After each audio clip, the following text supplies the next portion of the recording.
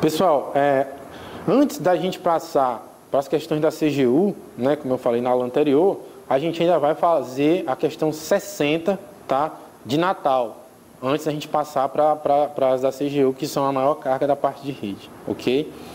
Então, a questão 60, ela fala o seguinte: analise as seguintes afirmações relacionadas à rede de computadores e seus protocolos, ok?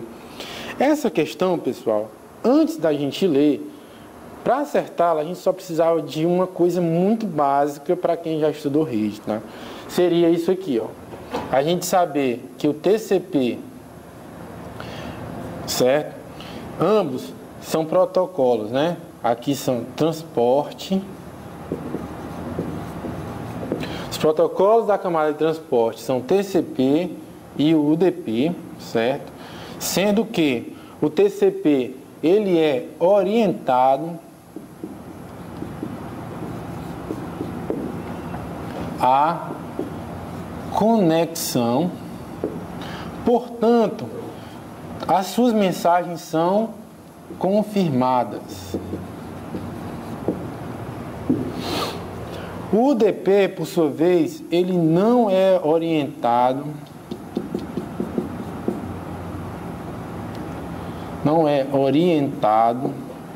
à conexão,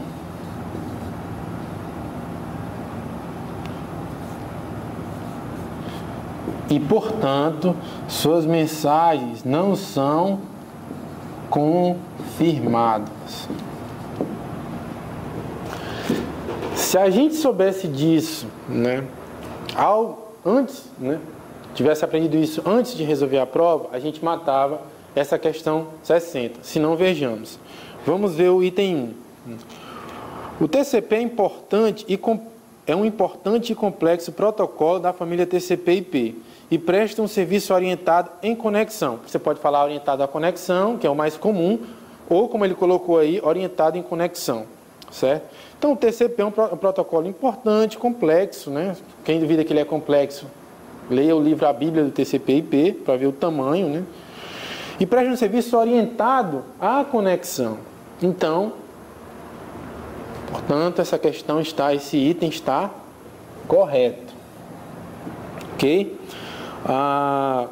Vamos ver o item 2. O UDP é um protocolo não orientado em conexão que espera que os segmentos recebidos sejam confirmados pela máquina do destino. Devido a essa característica de não orientação por conexão, o tempo de espera pela confirmação é fixado pelo RTT. Ora, a gente viu que o UDP realmente não é orientado à conexão, mas pelo fato dele ser justamente dele ser não orientado à conexão, ele não requer confirmação, certo?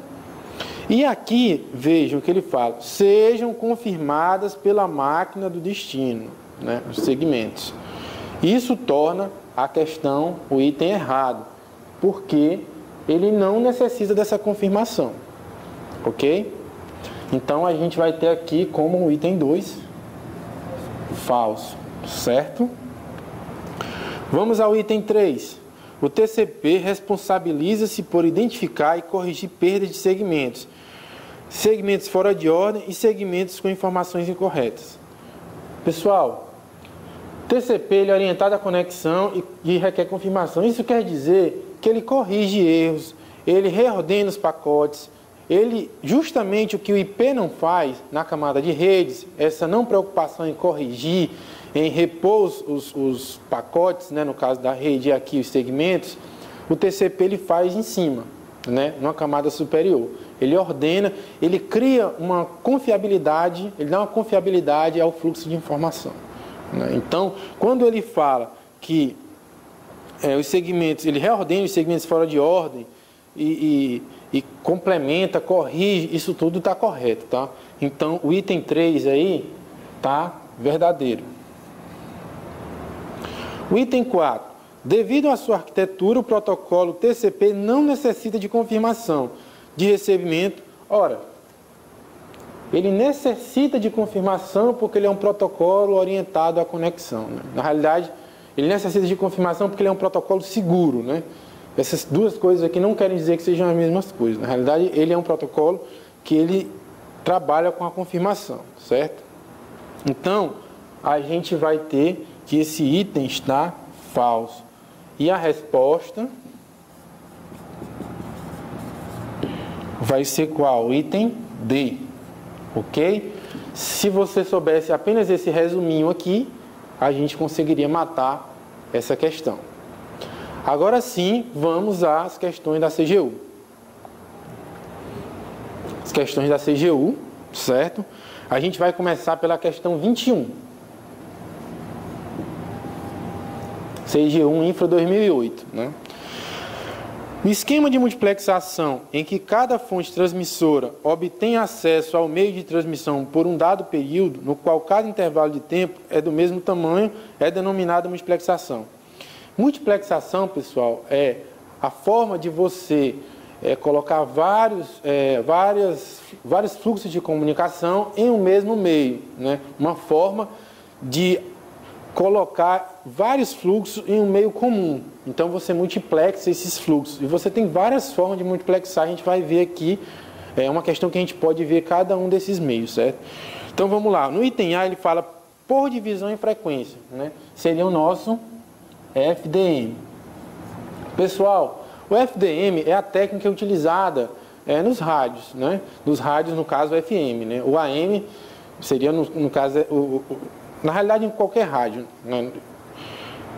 O FDM, ele é justamente, cada frequência vai transmitir um fluxo de informação diferente, certo? Então lá a gente tem uma divisão por frequência, porque cada frequência de determinada rádio, você está passando uma programação diferente, e essa programação é justamente a transmissão de dados, né? Então aqui, esse item está falso, porque isso aqui não divide no tempo.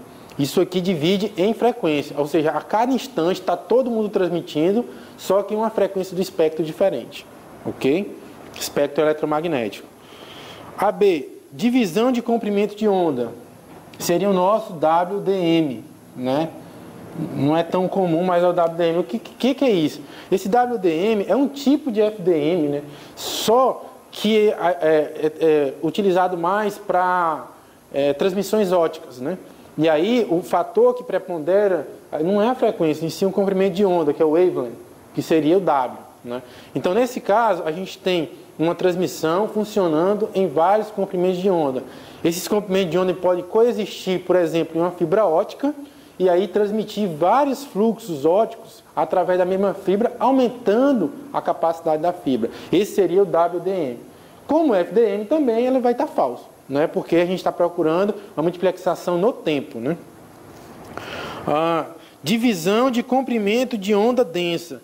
É um WDM também, né? Só que aí é o DWDM, né? Que seria uma técnica de aumentar mais ainda essa multiplexação de comprimento de onda, mas isso aí já foge um pouco ao escopo, tá? Mas nada mais é do que um tipo de WDM. Codificação por pulso, eu estou entendendo que ele está colocando aqui é a D, né? O CDM, né? O que é o CDM? CDM é o Code Division Modulation, né? No caso, o multiplex, né? Você multiplexar por divisão de código. Ou seja, todo mundo passa pelo mesmo meio, só que cada fluxo de informação ele é codificado de uma forma diferente. E essas codificações têm uma propriedade matemática chamada ortogonalidade, ou seja, eu consigo depois de misturado separar no final, né? Através de uma operação matemática eu consigo separar cada fluxo de informação. Isso daí é a base do CDMA, certo? O CDMA dos aparelhos telefônicos CDMA, eles utilizam isso daí. É muito utilizado também na parte militar, porque como você tem um código, por definição o CDM já é um fluxo criptografado. Você precisa ter o código para depois subtrair, né? E ele também é mais resistente a interferências, já que esses códigos têm determinadas redundâncias que permitem a recuperação da informação.